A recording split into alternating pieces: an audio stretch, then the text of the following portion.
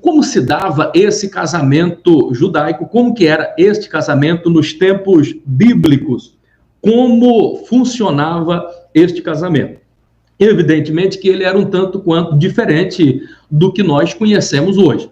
O casamento judeu, ele se difere em muito, mas em muito mesmo aí, do que é o nosso casamento.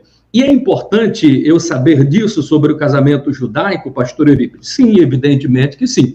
Primeiro, porque faz parte aqui do nosso módulo Maneiras e Costumes Bíblicos. Segundo, que para você entender, por exemplo, sobre escatologia bíblica, para entender algumas coisas dentro da matéria teológica, você precisa conhecer como se dá esse casamento. Porque se você não entender como eram os costumes desse casamento judeu, por certo, você terá muita dificuldade mesmo para entender algumas coisas de Apocalipse.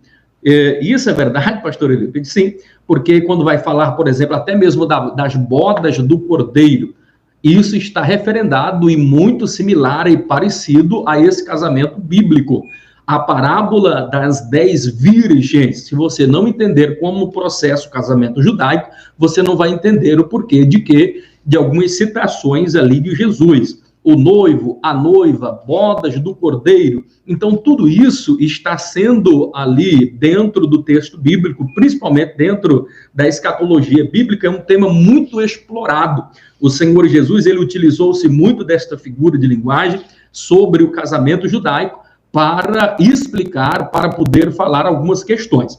Este casamento judaico, ele era um tanto quanto diferente. Ele é parecido em algum módulo, de alguma forma, e de algum modo, por exemplo, com o nosso casamento mesmo aqui, porque consistia em 3 fases. O casamento nosso, ele consiste também em 3 fases: namoro, noivado e casamento. A diferença é que lá nós vamos observar que, na verdade, ele vai ter o nome de Shinurim, Nessurim e Eruzim. Quer dizer, é a mesma coisa: namoro, noivado e casamento. O Shinurim era o primeiro passo, era quando o rapaz conhecia a moça. Então, a gente vai observar que o judeu, ele tem uma forma peculiar, diferenciada mesmo desse olhar mesmo de casamento, da perspectiva do casamento, é diferenciado. Ainda hoje, o judeu, ele tem um sistema muito diferente. Existe um adágio popular, e é muito dito e referenciado lá em Israel, por exemplo, onde eles dizem assim: os ímpios casam-se com as mulheres que eles amam. Os judeus amam as mulheres com que eles se casam. Porque casamento para o judeu, ele é compromisso, ele vem primeiro, inclusive, do que a questão amor. Para eles é um compromisso, é uma instituição divina e, de fato, o casamento é uma instituição divina. Ao contrário do que nós analisamos e romantizamos muitas as coisas, por exemplo, principalmente nós brasileiros, parece alguma coisa até nos agredir que alguém, um pai de família, por exemplo, poderia escolher o casamento para o seu filho. Então, não se assuste. O judeu era assim que fazia. E ainda nos dias de hoje, os filhos procuram honrar estes pais. E se nós formos entender muito bem a respeito disso, irmãos, existe uma grande verdade. Quando nós somos muito jovens, nós analisamos muito com o coração e muito pouco com a razão. Que filho, que pai, que mãe gostaria de ver um filho casando mal casado? Com certeza, ele vai querer o melhor para o seu filho, vai querer o melhor para a sua filha. E para o filho era extremamente honroso o pai escolher uma noiva para ele. Então, nesse Shinurim, aqui que nós analisamos dentro dessa questão aqui do casamento judaico, é muito importante vocês compreender toda essa questão desta narrativa que vai envolver aqui este casamento judeu. Nós conhecemos, e esse modelo de casamento religioso, ele só vai existir mais mesmo para nós aqui a partir do período medieval, o período ali, do período das trevas, mas porque no passado esse casamento ele era mais uma instituição pública para aferir uma condição. E existiam algumas formas de contrato, inclusive ainda hoje elas são muito presentes. Então, o casamento judeu começava com essa fase. Primeira fase, o shindurim, aonde o pai escolhia a noiva para o filho. Ora, e se o pai escolhesse mal? Olha, já falei, o pai dificilmente faria. E também não era feito assim de forma aleatória. O pai dizia, olha, meu filho, eu encontrei essa moça aqui com este perfil assim, assim, assado, o que você acha? O filho também dava um parecer, mas a palavra final sempre ficava com o pai de família. Era o pai que escolhia, era o pai que dava a palavra final. O pai e a mãe tinham esse papel de escolher a noiva para o filho. Então, isso para o judeu era muito importante. Se não vejamos, depois dessa escolha, do pai escolher a noiva para o filho, vinha a segunda fase desse casamento, que era o Nessuim. O que era o Nessuim? Ele, na verdade, era onde estabelecia-se o compromisso, o noivado. De que forma era feita esse noivado aí, pastor Eurípides? Normalmente, eles utilizavam, e ainda hoje, o povo judeu costuma utilizar muito disso. Então, eles faziam da seguinte forma, eles pegavam a kitbá, que era alguma coisa assim, no tamanho aproximado aí de mármore, ou de madeira, de alguma forma, então era um compromisso. Esse compromisso era colocado em uma kitbá de 1 metro de altura por 90 centímetros a 50 centímetros de largura, e lá se escrevia os compromissos para a fidelização do casamento no período de noivado. Então, geralmente, esse compromisso era feito debaixo de uma rupá. O que era uma rupá, pastor Eurípides? Era como que se fosse uma pequena tenda feita ali fora mesmo, no quintal, na frente de casa, ou geralmente atrás no quintal da casa. Então, armava-se uma rupá, eles pegavam a kadus, que na verdade era uma taça, colocavam o vinho, que era o fruto da vida, o vinho não fermentado, e ali eles pegavam uma taça para o noivo, uma taça para a noiva, enchia, e eles tomavam ali e faziam esses votos de fidelidade. Então, feito esse compromisso, o que normalmente acontecia, o que é que tinha nessa kitbá, pastor Eurípides? Eram os compromissos. É como que se fosse nos dias de hoje, é que se equivaleria a um contrato de casamento. A título de informação, meus amados, queridos, diletos e abençoados irmãos, esta kitbá aí, ela ainda nos dias de hoje, em Jerusalém, entre o povo judeu, ela é bastante usual. Eles utilizam muito essa forma, eles utilizam muito essa questão aí, que era utilizado por essa kitbá, que era esse contrato, kitbá, que era o contrato, na verdade, aí, de casamento.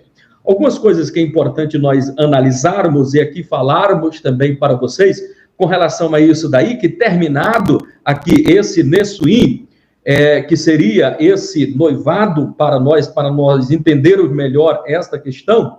Então, depois de terminado aqui esse compromisso de noivado, eles ficavam ali se amassando, namorando, nesse namoro que hoje em dia nós conhecemos e falamos muito a respeito disso. Não, existia uma diferença muito grande. Eu gostaria de estar falando com vocês a respeito disso. O noivado era totalmente diferente do que para nós é hoje. Como funcionava o noivado dos judeus? O noivo, após fazer este compromisso debaixo da rupá, feito com essa kitbá, então esse rapaz ausentava-se agora da sua noiva, e ele não mais veria essa noiva, a não ser que fosse um caso bastante extremo.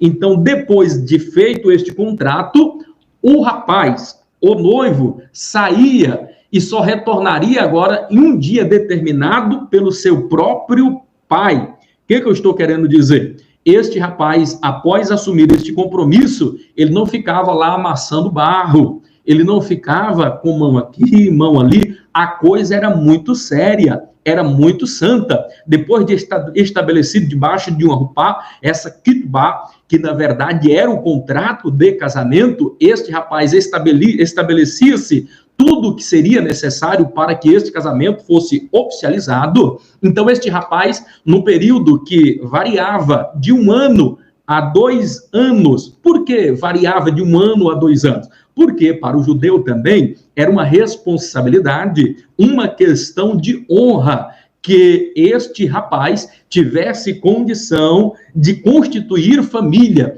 e só poderia constituir família, só poderia pegar uma moça, só poderia estabelecer um dote para o casamento, se este jovem tivesse pelo menos uma casa para morar. Então o pai, ele pegava esse filho e dizia: olha, filho, você tem uma responsabilidade, você agora está noivo. E isso para o povo judeu era muito sagrado. Existiam leis, inclusive, que protegiam toda esta situação. Como assim? Por exemplo, um rapaz noivo jamais poderia sair em guerra, em batalha, ainda que Israel, deixa eu só tomar um pouquinho de água aqui, estivesse em guerra, este rapaz,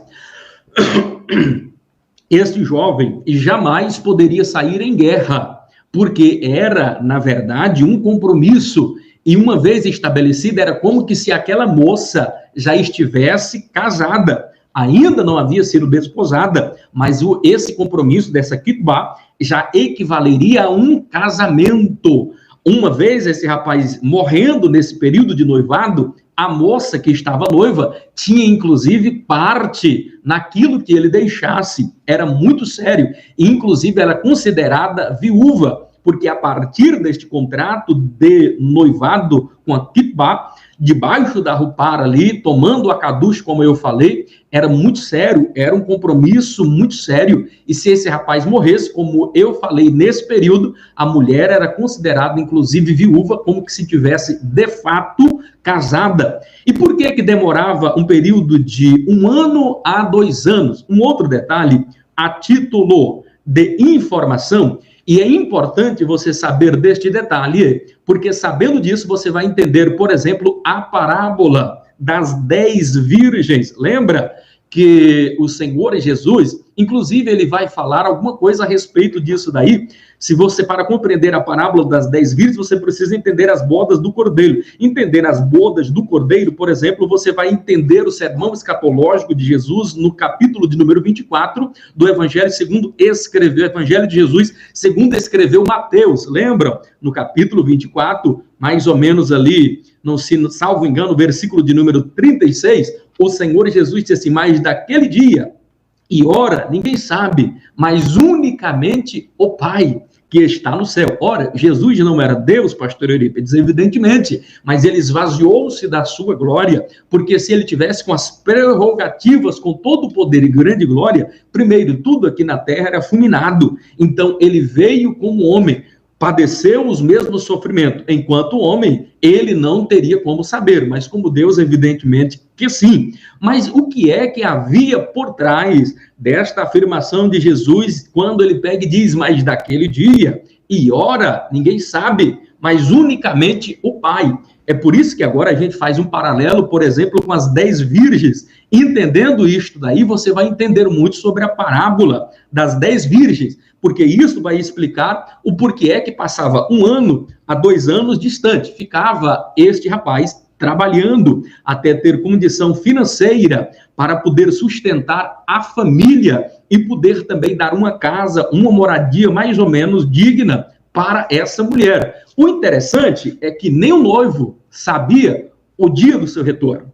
O interessante é que nem o pai da noiva sabia o dia do retorno desse rapaz.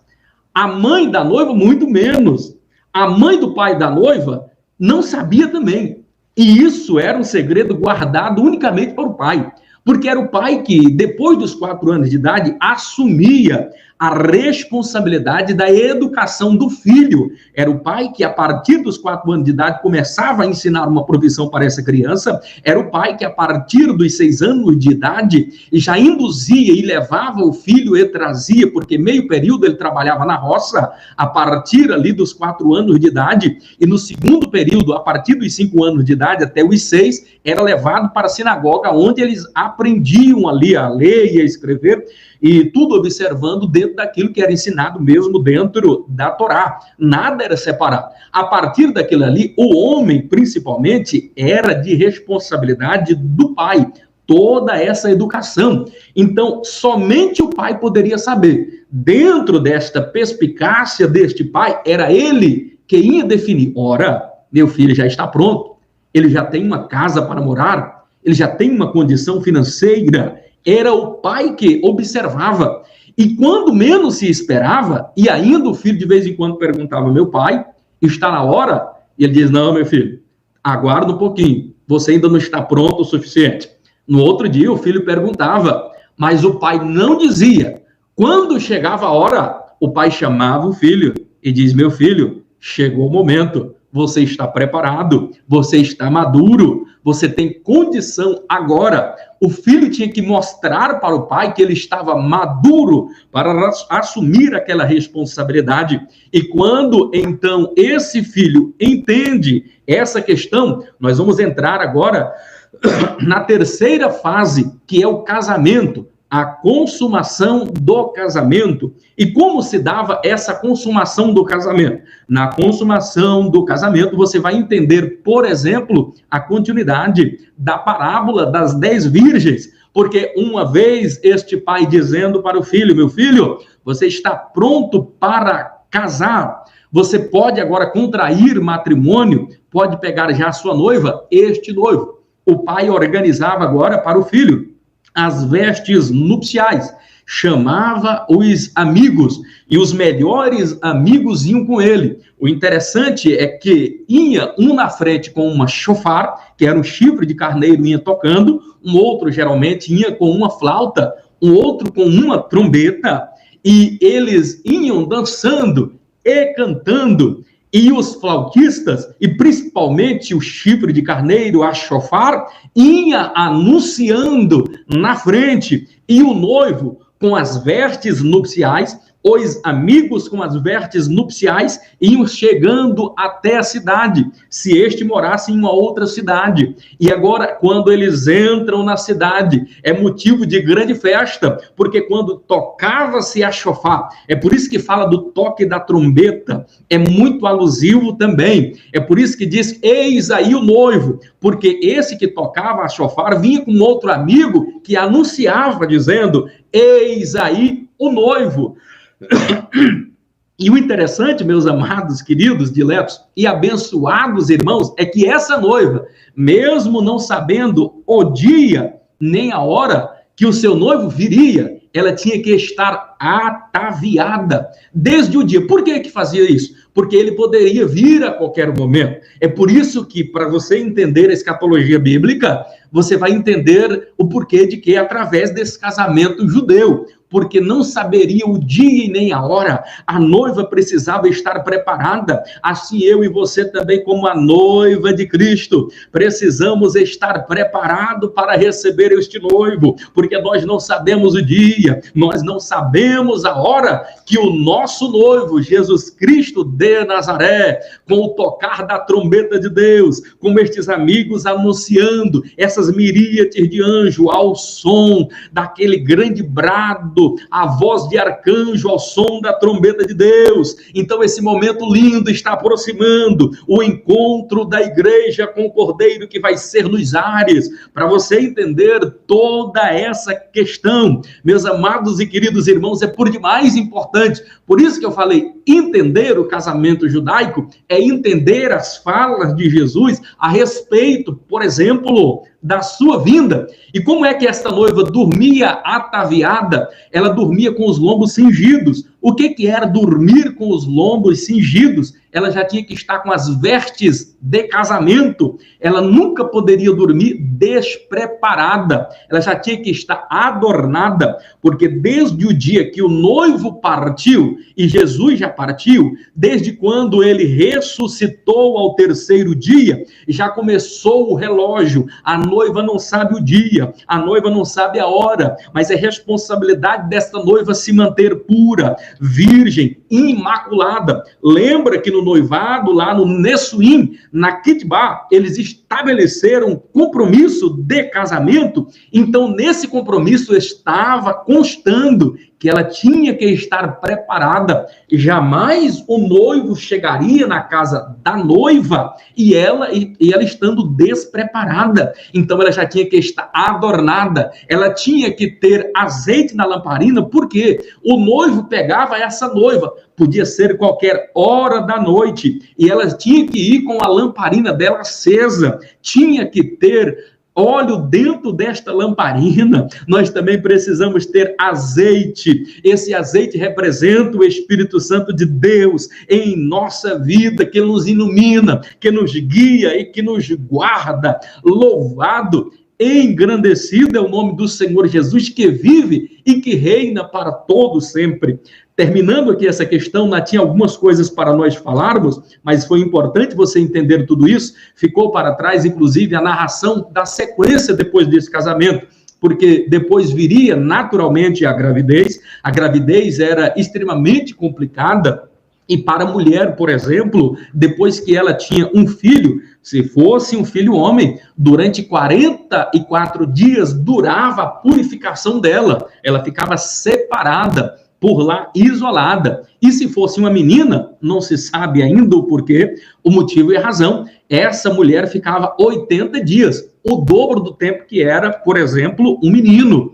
E naquela época havia uma cultura entre os judeus que quando nascia-se um varão, era motivo de festa, era motivo de grande gozo e alegria. Detalhe, não vai dar para nós enfatizarmos e falarmos a respeito do parto, mas só lembrando que nesse parto, inclusive desta criança, o homem jamais poderia presenciar. Hoje, nós assistimos e podemos participar. Alguns até que não têm muito estômago para isso, não consegue resistir ali o sofrimento da mãe em um parto, às vezes até desmaia ou de emoção, ou por alguma outro pesar, a gente não sabe a questão. O fato é que entre os judeus não poderia este homem participar desse momento. Então o homem ficava fora ali da tenda, e ele ficava até um pouco distante, e ficava um mensageiro à porta da tenda, e umas parteiras que poderiam, e somente poderiam ser mulheres. Então pegava essa criança, a primeira coisa era cortar esse umbigo, lavava-se essa criança com água e com óleo e sal. Por que isso, pastor Eurípides? Lavava com óleo e sal. Isso era extremamente importante. Por quê? Primeiro, este sal e esse óleo ia impedir, por exemplo, que as moscas, e era ali um período onde eles estavam, por exemplo, no deserto, quando acontecia muito isso daí, então era extremamente necessário, favoreceria, por exemplo, para que a criança não fosse picada. A criança era envolta como que uma múmia, em umas tirinhas assim de 5 a 10 centímetros, enrolava-se todo o corpo daquela criança e ficava mesmo só os olhos e a boquinha e o nariz para a criança respirar mesmo ali. E ainda tinha um pequeno véu ali que eles organizavam para ter esse cuidado de proteção, inclusive, com esta criança. Então, era tudo muito bem organizado e preparado. Depois que essa criança nascia, pelo menos até o 8º dia, já precisava dar o nome para esta criança. E o nome era uma questão muito importante. Por exemplo, se eu tenho familiaridade com uma pessoa e eu gosto de alguma pessoa para homenagear essa pessoa, o que eu faço? Coloco o nome dessa pessoa nessa criança. Por exemplo, o meu pai, ele gostava muito de uma pessoa por nome de Eurípides de Balsanuffa, misericórdia. E ele queria dar esse nome, Eurípides de Balsanuffa, e minha mãe pisou firme e disse, olha, até que Eurípides eu deixo, mas de Balsanuffa de jeito nenhum. Então, para quem conhece um pouco da história, Balsanuffa, ele aí faz parte aí do espiritismo, né? E eu sou de origem de uma família espírita, e Deus de lá me tirou, Meu pai e a minha avó tinham um centro espírita, embora que kardecista, uma linha branca, evidentemente, mas meu pai, por exemplo, dizia que preferia ver um filho dele morto a ver um filho dele pastor. Meu pai expulsou um pastor dentro da minha casa porque estava evangelizando e a minha mãe havia aceitado a Jesus. Então foi muito difícil. Aos 7 anos de idade, eu perdi o meu velho pai, tive muito pouca convivência com ele, mas em muito das ignorâncias que ele falou, de repente, por causa disso, aos 42 anos de idade, em um infarto fulminante, nós o perdemos. Saudade que temos desse nosso pai, tivemos muito pouca convivência. Fato é que ele, eu estou falando só sobre isso porque as pessoas, principalmente os brasileiros, temos a mania de dar o nome a determinada pessoa para homenagear alguém. O judeu jamais faz essa questão. Ele até pode fazer isto daí, mas a primeira preocupação não está em homenagear uma pessoa, o legado de uma pessoa, e sim no significado do nome. Então, para cada nome, o judeu ele escolhia esse nome porque por causa do seu significado. Então, o significado do nome era mais importante do que homenagear alguém com o nome. Então, o judeu estabelecia isso como critério. Isso, para eles, era por demais importante, extremamente relevante. Eles tinham também que, nesse 8º dia, já fazer a circuncisão. Tinha que circuncidar, eu sei que vocês já sabem, são seminaristas, não dá aqui para nós entrarmos em detalhe, e também o tempo não nos permite. Eles deveriam, inclusive, quando completasse 30 dias, o primogênito nascido homem, ele tinha que ser redimido. Do contrário, esse primogênito tinha que ficar no templo, assim como ficou também Samuel. Ele não foi remido, porque para tirar este rapaz que era o primogênito, depois de 30 dias, o pai, a mãe tinha que ir lá e pagar em ciclos uma oferta para poder redimir este filho primogênito. Do contrário, este filho primogênito tinha que ficar servindo no templo. Então existia todo um cerimonial, toda uma questão ritualística. Deixa eu olhar algumas questões aqui, ver se alguém tem alguma pergunta. Aleluia, Jean Faustino aí falando da lamparina tem que estar acesa, verdade, graças a Deus.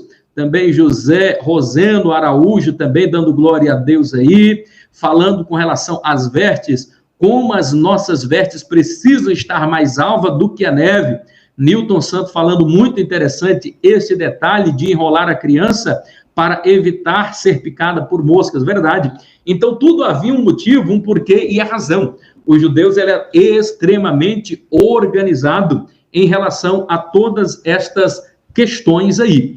Vamos caminhar agora, e a gente precisa caminhar aqui um pouquinho no tempo, aqui tem algumas coisas que a gente precisava ver, mas vamos ficar para frente, vamos para a unidade 2. Por favor, vamos lá para a página 65, 63, a alimentação e as recomendações divinas. Vamos aí para a unidade 2 aí, do nosso módulo Maneiras e Costumes Bíblicos. Vamos aqui agora analisar algumas questões aqui, e vai estar falando sobre o nosso corpo, que é templo e habitação do Espírito Santo de Deus. De que maneira nós precisamos cuidar desse nosso corpo, que é templo e habitação do Espírito Santo de Deus? Primeiro, eu devo só cuidar deste corpo espiritualmente? Não. Nós vamos observar, inclusive, com os judeus, que eles tinham este cuidado também do alimentar-se, o cuidado com a higiene pessoal. Então, tudo isto significa zelar do nosso corpo, que é templo e habitação do Espírito Santo, alimentando-o com a palavra de Deus, alimentando-o através do jejum e da oração, buscando sempre a Deus. Eu estou alimentando esse meu corpo, que é templo e habitação do Espírito Santo de Deus, ao passo que também eu não posso me esquecer de alimentar o corpo físico, tendo os nutrientes necessários para este corpo, tentando, na medida do possível e do tolerável, ter uma alimentação sadia, na medida do possível e do tolerável, cumprir todas as regras de higiene. Esse período, inclusive, em que nós estamos vivendo aí desta pandemia, tem sido para nós muito importante essa questão da higiene, de ter esses cuidados aí, inclusive, com o corpo. Tudo isso fará nos entender melhor toda essa questão. Então, é importante nós entendermos que, tendo o nosso corpo como templo e habitação do Espírito Santo de Deus, eu devo cuidar deste templo, eu devo cuidar da minha forma em todos os detalhes. E é dentro dessa questão que nós vamos estar aqui agora estudando e analisando junto com os amados e queridos irmãos. Vocês que vão tendo as suas dúvidas, as suas perguntas, vão fazendo aí. A Thalita Cerqueira está dizendo: misericórdia, pastor, eu achava meu nome estranho, mas esse aí que seu pai lhe deu é o O, realmente. Irmã, para você ver, eu já passei prova na vida. Graças a Deus que não ficou de Balsanufa, ficou Venâncio, então Eurípides Venâncio. Deus tocou lá no coração da minha mãe e ela não aceitou. Muito bem.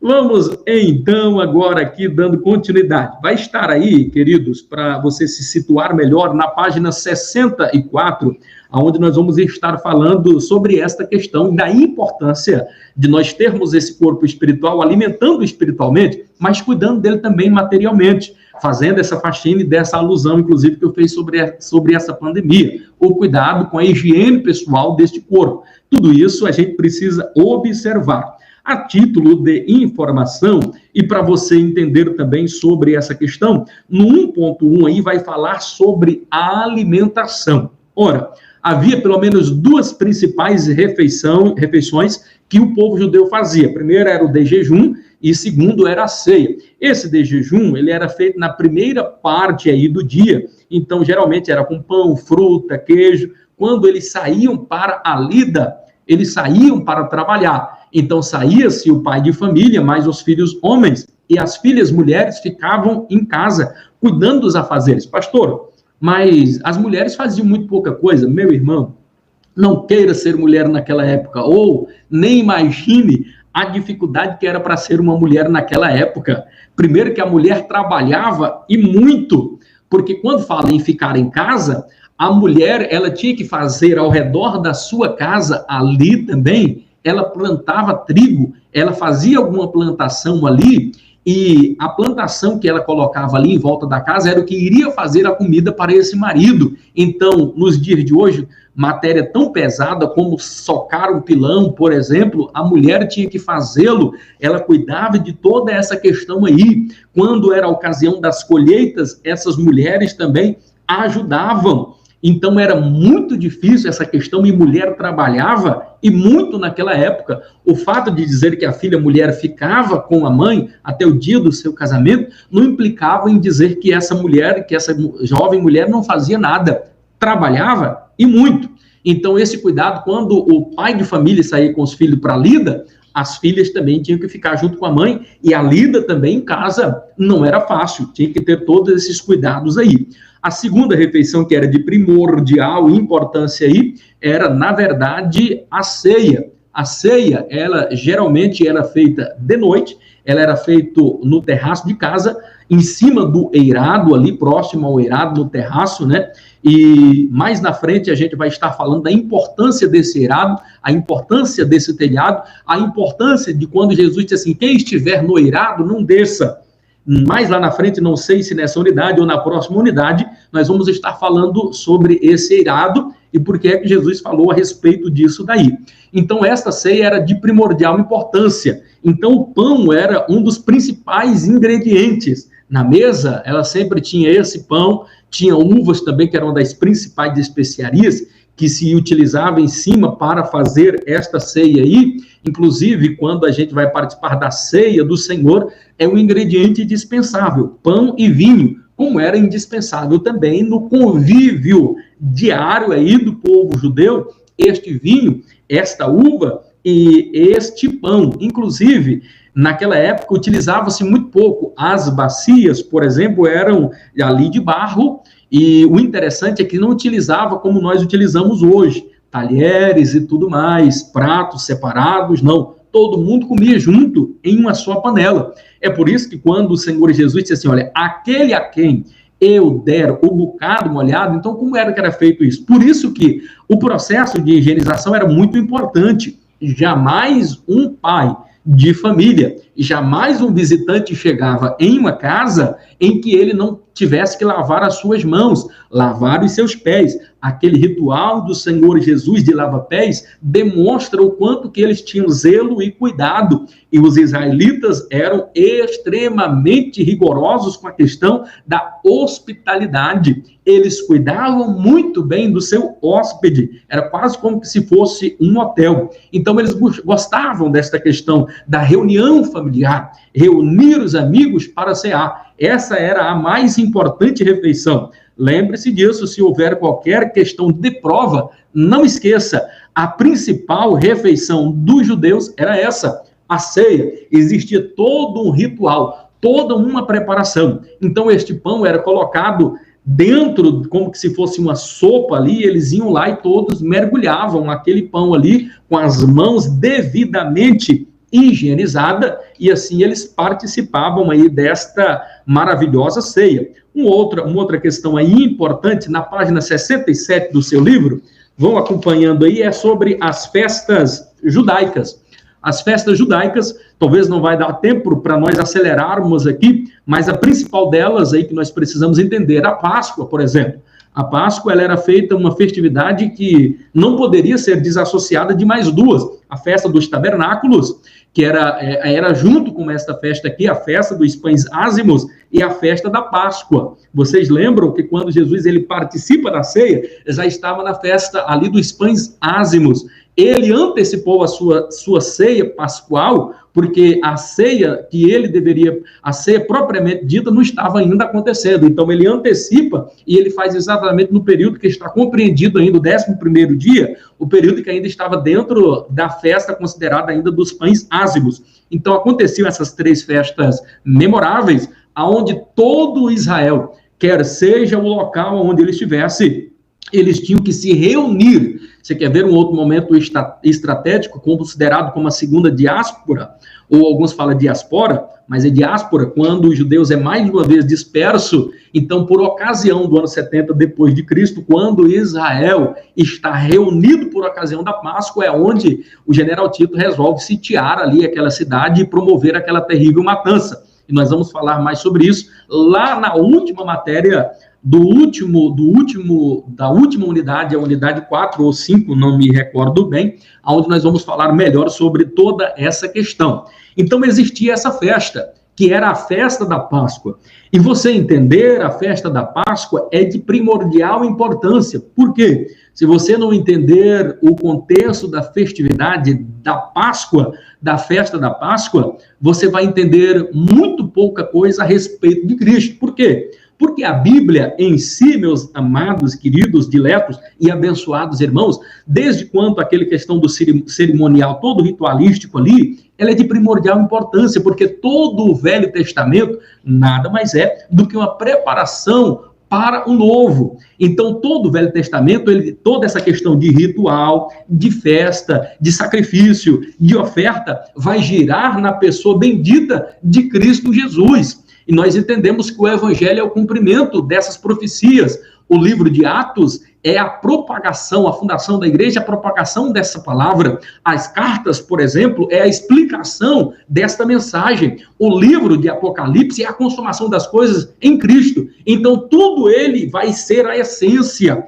E para você entender o que é esse Cordeiro da Páscoa, o Cordeiro, esse Corban, esse Corban, esse sacrifício do Cordeiro, você entender é por demais importante. Porque se você não entender isto, você não vai entender, por exemplo, o que seu primo João Batista vai dizer a respeito dele lá em João 1:29, aonde João vê ele em alto e bom som, ele vai dizer, Sheam Elohim no Shehatá Meolam. Sheam Elohim no Shehatá Meolam. Eis aí o Cordeiro de Deus, que tira o pecado do mundo. Que cordeiro era esse? Para você entender o que é esse cordeiro, em 1 Pedro vai explicar que esse cordeiro, ele foi morto antes da fundação do mundo. Em Apocalipse, no capítulo 9, diz que esse cordeiro foi morto desde a fundação do mundo. Então você precisa entender o que é Páscoa, entender o contexto dessa Páscoa, porque todo esse sacrifício vai girar na pessoa bendita de Cristo. Toda essa questão de cerimonial vai levar, inclusive, para essa pessoa de Cristo Jesus. Então, entender isto é de primordial importância. Dentro dessa matéria, desse módulo, maneiras e costumes bíblicos, você precisa estar atualizado sobre essas questões, porque disso depende você entender muitas profecias bíblicas. Se você não entender isso, você vai ter dificuldade na compreensão das interpretações das profecias bíblicas alusivas a respeito de Cristo Jesus, o nosso Cordeiro Pascual. Páscoa, termo Páscoa significa passar por cima. Páscoa é pechar, pular por cima, pular além da marca. Quer dizer, quando o anjo da morte vinha para ferir a criança aonde tinha as marcas do sangue do cordeiro, nos umbrais, na testeira, na viga ali daquelas portas de entrada ali daquela casa, este anjo da morte pulava por cima, de tal forma que nenhum primogênito na terra de Gósen, aonde estavam os judeus, foram feridos. Então, Páscoa significa pular por cima. Abro aqui um parêntese para dizer a importância. Se a Páscoa, se a ceia do Senhor agora, ela tomou o lugar desta Páscoa aqui, significa dizer, como era também naquela época, Páscoa, ela significava proteção para a família. Então, o fato hoje, para nós fazermos aqui uma analogia como cristão, participar também da ceia. Primeiro, ele promove comunhão, como promovia a Páscoa. Segundo, ele vai promover proteção. Proteção de quê? De todo mal. E isto significa dizer que quando eu deixo de participar do corpo e do sangue do Senhor, eu estou deixando a minha família desprotegida. Eu estou deixando que o inimigo haja. Por isso é importante você poder participar sempre que possível e nunca deixar de participar da ceia do Senhor, porque na casa onde tem as marcas do sangue do Cordeiro, ali tem paz, ali tem bênção, ali tem harmonia, ali tem a paz de Deus. Você quer ver uma casa onde não tem Jesus? É uma casa cheia de desabores, é uma casa cheia de muita dificuldade, é um lar de contenda, de facção, de emulação, porque não tem Jesus dentro de casa. Porque se tem Jesus naquela casa, irmão, precisa ter paz, porque Jesus é o príncipe da paz. Aonde Jesus está, precisa ter paz. E Jesus representa esse Cordeiro. Vamos ver se temos mais alguma pergunta aqui. Não temos, só afirmação aqui dos irmãos. Que aula maravilhosa, pastor Eurípides Venâncio. Está aqui Newton Santos falando, graças a Deus. Toda honra e toda glória seja dada ao Senhor Jesus. Por isso, meus irmãos, alguma pergunta que fizerem, vão fazendo aqui, a gente vai dando continuidade. Estamos caminhando aqui para o desfecho final aqui da nossa aula. Vai ficar alguma coisa, eu quero ver se a gente consegue concluir ainda essa unidade 2 na próxima aula. Vamos tentar agilizar, correr um pouquinho. Tinha algumas coisas aqui que eu precisei voltar, inclusive, na aula passada. É muita coisa gostosa, muita coisa interessante aqui. Dentro aí da página 67, vocês entenderam? Acredito que vocês entenderam sobre a questão aí da festa, da Páscoa, né? Dá para a gente continuar caminhando aqui um pouquinho para frente. Então, vamos aí no 1.4, alimentos mais comuns. Como já falei, os alimentos mais comuns, não é preciso chover no molhado, é o pão, já antecipamos. A uva também é importante. Vamos caminhar um pouquinho para frente, então.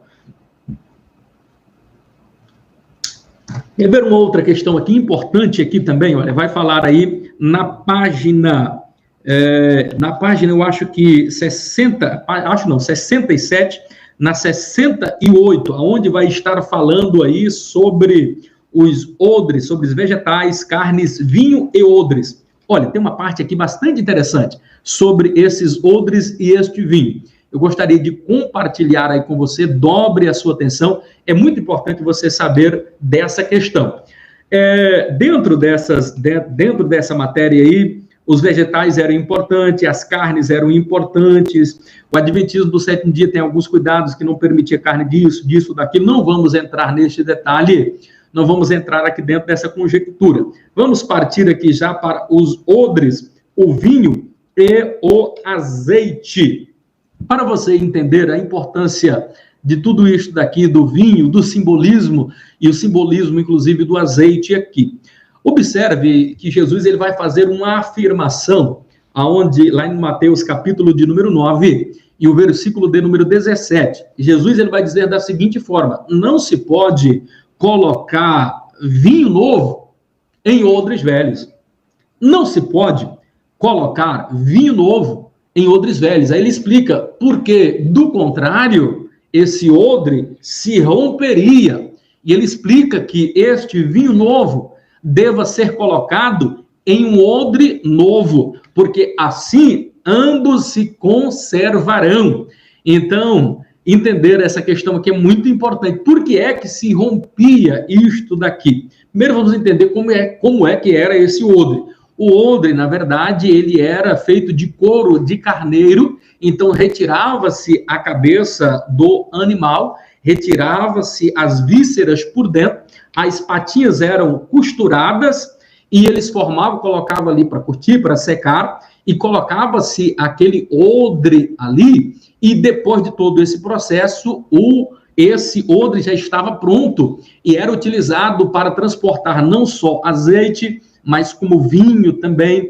Colocava-se água em um período que havia as caminhadas e estava no processo caminhando ali, por exemplo, no deserto, aonde vasilhas poderiam ser quebradas facilmente, e a água era um ingrediente extremamente valioso, sobretudo no deserto. Então, o fato de carregar água em odres era melhor. Primeiro que podia cair, não se quebrava, e tinha toda essa questão. Mas o porquê é que o Senhor Jesus ele faz analogia dizendo que o vinho novo ele deve ser colocado em odre novo? Para entender a respeito disso, eu preciso te levar lá para a Bíblia, no Salmo de número 119, salvo engano, no versículo 83. Lá vai dizer algo bastante interessante para nós compreendermos a respeito do como era tratado um odre velho dessa questão. Então o salmista vai dizer assim: eu já me assemelho a um odre velho debaixo da fumaça. Contudo, eu não me esquecerei e jamais me esqueço, Senhor, dos teus decretos. Para você entender agora o que é que o salmista estava querendo dizer aqui, você vai ter que entender a maneira e costumes. Por isso que é importante essa matéria, maneiras e costumes bíblicos, usos e costumes bíblicos. Nós temos os nossos na igreja, em Israel eles tinham os usos e os costumes deles ali. Então era costume deles pegarem os odres velhos, não colocava dentro de casa, eles colocavam ali de fora da tenda, da onde eles estavam ali morando, e, por exemplo, à noite, eles colocavam uma fogueira para afugentar os animais. E quando estava ali nesta fogueira para assustar os animais, vinha uma fumaça. E aquela fumaça pegava ali naqueles odres e ajudava aquela fumaça. Para quem não sabe, a fumaça é uma das coisas que ela é eterna, ela não se acaba. Por isso que a fumaça ela é extremamente prejudicial. Se você faz uma fumaça aqui, se você faz uma queimada aqui, ela vai ficar vagando. Se ela passar essa camada atmosférica aí, vai ficar vagando no universo. Ou, do contrário, vai ficar só aí acumulando em cima de nós. Hoje nós já temos uma camada tão forte de sobremodo aí, de tanta fumaça, de dióxido de carbono, que se fôssemos pesar aí, daria trilhões de toneladas, para você ter uma ideia. Então, essa fumaça também, ela ia curtindo, terminando de curtir aquele odre velho que ficava ali. Então, quando ele diz assim, eu já me assemelho a um odre velho diante da fumaça, ele está lembrando dessa questão aí. É porque o odre velho já não podia mais ficar dentro de casa, porque tinha perdido pouco da utilidade, ele já tinha pouca utilidade, somente o vinho velho para ser curtido que utilizava-se nele, e aquele vinho que já tinha colocado há bastante tempo. E por que é que não poderia, então, colocar vinho novo em odre velho? Simples, porque o odre velho, era frágil. Então, o vinho novo, ele tinha questão que ele ia fermentando com o tempo, ia formando gases, ele ia inchando, ia causando uma pressão muito grande, e um odre velho, que já não tinha mais flexibilidade, se colocasse esse vinho novo, ele estourava. É por isso que ali nós fazemos uma analogia, Jesus ele está falando ali desse vinho novo, é a mensagem do evangelho, que era nova, que muitas pessoas não compreendiam. Uma mente velha jamais poderia entender a mensagem do evangelho. Eles não conseguiam entender que o próprio Moisés falou, olha, depois de mim virá um profeta maior que aperfeiçoará a lei de quem Moisés falara. Evidentemente que Moisés estava falando de Jesus. Jesus trazia uma mensagem que era velha, mas era extremamente nova para o povo. E só poderia entender esta mensagem nova se houvesse uma renovação da mente, como se nos diz também o apóstolo Paulo, no capítulo de número 12, no versículo de número 1 e 2, mas transformeis pela renovação do vosso entendimento. Não vos conformeis com o mundo, mas transformai-vos pela renovação do vosso entendimento, para que possais entender qual seja a boa, a perfeita, agradável vontade de Deus para a sua vida. Você precisa ter uma mente de um odre novo, quer dizer, que ela consegue se expandir. Tem pessoa que é tão arcaica, o tradicionalismo já tomou conta dele, que ele não tem mais espaço para o novo. E quando nós achamos que sabemos tudo, que já conhecemos tudo, é o começo do fim, meus amados e queridos irmãos, porque o verdadeiro sábio é aquele que sabe que não sabe, pois quando se sabe que não sabe, nós estamos abertos a mais saber. Mas se eu achar que já sei de tudo, se o pastor Eurípides um dia achar que já sabe de tudo, é o começo do fim dele. Primeiro que a cada dia nós precisamos estar renovando a nossa mente. A nossa mente precisa estar expandindo, renovando-se diariamente. E como é que eu faço isso? Tendo uma nova mente, um novo pensar, um novo agir, um novo sentir, um novo nascimento. Porque para receber essa mensagem é somente tendo uma mente renovada. Então, se você ainda é um odre velho, quebre esse odre velho, se transforme, ressuscite em Cristo Jesus, abra a sua mente para receber a palavra de Deus, da forma como ele é agora na pessoa bendita de Cristo. Um novo evangelho, não, um evangelho já muito anunciado, mas para muitos essa mensagem era nova. Então, essa nova mensagem de Cristo, só poderemos receber ela em odres novos, em um novo corpo, uma nova criatura, um novo nascimento. Só assim, queridos, é que nós podemos entender a mensagem de Cristo. Do contrário, vamos ficar igual museu, preso ao passado, como alguma religião por aí, que adventista do sétimo dia, que guarda isso, que guarda aquilo, e tropeça num milhão de coisas, num monte de coisa. São 618 mandamentos, e ele passa por cima de vários deles, e quer guardar o sábado, e esquece muitas outras coisas. E Jesus diz, olha, não tem problema não. Se alguém quiser seguir a lei, não tem problema, mas precisa obedecer todos os mandamentos. Se você tropeçar em apenas um, você está liquidado, meu amigo. Então você precisa viver não mais no período da lei. É a graça, querido. É a graça que lhe constrange. E isso não é algo merecido. A graça vem de Deus. Então ele morreu por nós. Ele pagou o alto preço. Ele pagou o preço por nós. A salvação é algo imerecido que nós não merecíamos. É momento de louvarmos, de engrandecermos ao nome do Senhor Jesus, que viveu, que morreu, mas ao terceiro dia ele ressuscitou e voltará para arrebatar a sua igreja. Louvado e engrandecido seja o nome do Senhor Jesus. Somente sendo odres novos é que nós podemos entender esta mensagem aqui de Cristo Jesus. Estamos caminhando aqui para o fechamento da nossa matéria, ainda na página 69 aí, o azeite. Se você quiser acompanhar aí no seu livro, onde vai estar falando do azeite. O azeite era de primordial importância no contexto bíblico passado.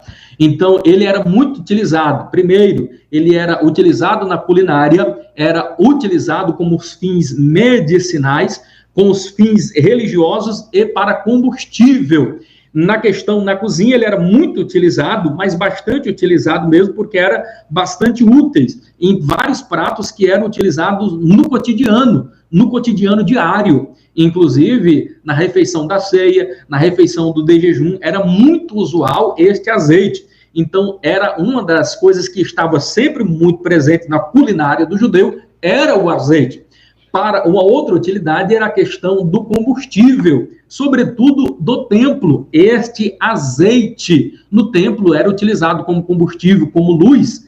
Então, dá para a gente fazer até uma analogia, não dá tempo para nós fazermos essa analogia aqui, que é muito interessante, mas servia-se como esse combustível. Uma outra questão aqui era como questão medicinal. Então, o azeite, lembra lá da parábola do bom samaritano, passou o azeite? Então, ele era utilizado para fins medicinais. E era utilizado, por último, para a questão também de rituais religiosos.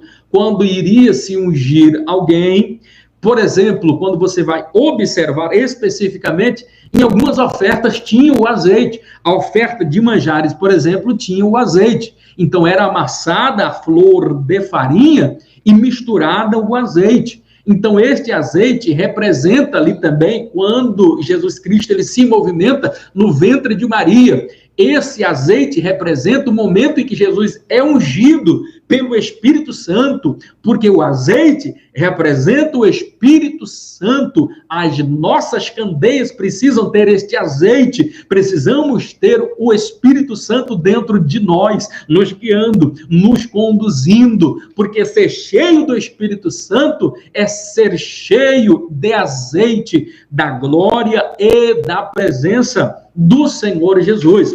Louvado, engrandecido é o nome do Senhor Jesus.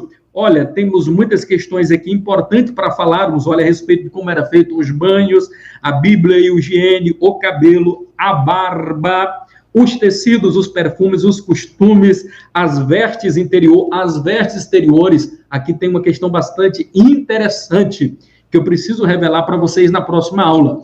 Talvez eu vou precisar voltar aqui um pouquinho para a gente falar sobre algumas questões aqui que é de primordial importância para a compreensão do todo desse livro aqui de maneiras e costumes bíblicos.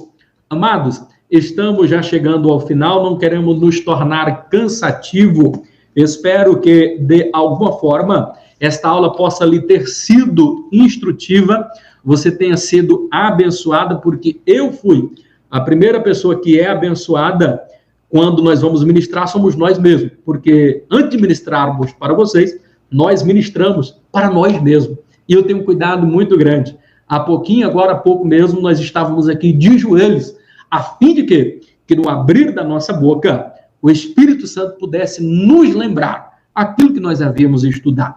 Porque às vezes, querido, nós temos uma questão de dizer, olha, eu não vou me preocupar com aquilo que eu vou falar. Querido, pare com essa bobagem.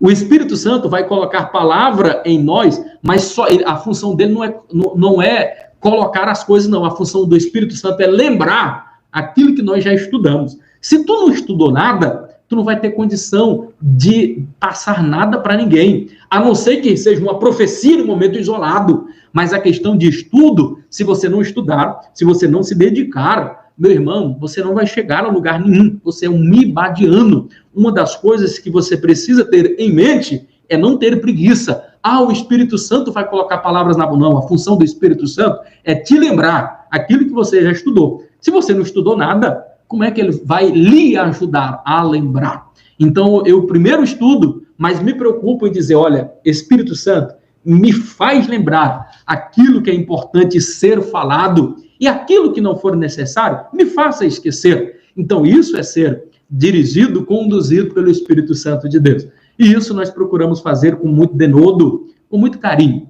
Então, Deus em Cristo Jesus vos abençoe. Deixa eu estar vendo aqui algumas considerações, ver se nós temos alguma pergunta para nós respondermos aí. Beth Fernandes está falando, muito esclarecedor. Pastor, os judeus não aprovavam o embalsamamento e a cremação, mas Jacó e José foram embalsamados. Pergunto, eles pecaram porque foram contra os costumes? Bem, irmã Beth Fernandes, sobre essa questão aqui, você fala aqui, olha, pastor, os judeus não aprovam o embalsamamento e a cremação. Eu acho que tem uma dúvida aí na sua pergunta, não sei aonde você pegou essa informação, sobre essa questão do embalsamamento. Talvez não nos termos como que é feito aqui. Deixa eu explicar. Essa questão, os judeus principalmente, eles aprenderam técnicas desde a época lá quando José esteve no Egito. Então, essa prática, os judeus aprenderam. Se você for observar, Jesus de Nazaré, ele passou por esse processo. Lembra do Lázaro? Ele passou por esse processo de embalsamamento. O que as mulheres vinham fazer ali, trazendo aqueles ungüentos de mirra? É o processo de embalsamamento, querido. Então, Jesus, a Bíblia que diz que ele foi envolto em 100 arratéis de mirra e aloés. Inclusive, dali dá para nós sabermos, inclusive, o peso que Jesus pesava, a altura que Jesus tinha, porque 100 arratéis, meus amados e queridos irmãos, sendo que não poderia ser colocado ali, tinha que ser equivalente ao peso do corpo, então, fazendo-se ali esses 100 arratéis de mirra e aloés, vai dar o quê? Aproximadamente 40 a 45 quilos. Então, se era o máximo a metade do corpo, significa dizer que Jesus tinha aproximadamente 95 quilos e 1,80 m de altura. É muito diferente do que aquilo, inclusive, que as pessoas ensinam que Jesus era bem pequenininho ali e tal, baixinho. Não. Jesus, ele se destacava, porque era 1,82 m, pesava aproximadamente 95 quilos. Como é que eu sei? Já fiz aqui essa comparação, esse ensinamento. Então, as mulheres, quando pegam especiarias, inclusive há uma prática que, inclusive, Lázaro passou por ela. Então, que era exatamente para conservar mais tempo aquele corpo, para que ele não se decompusesse.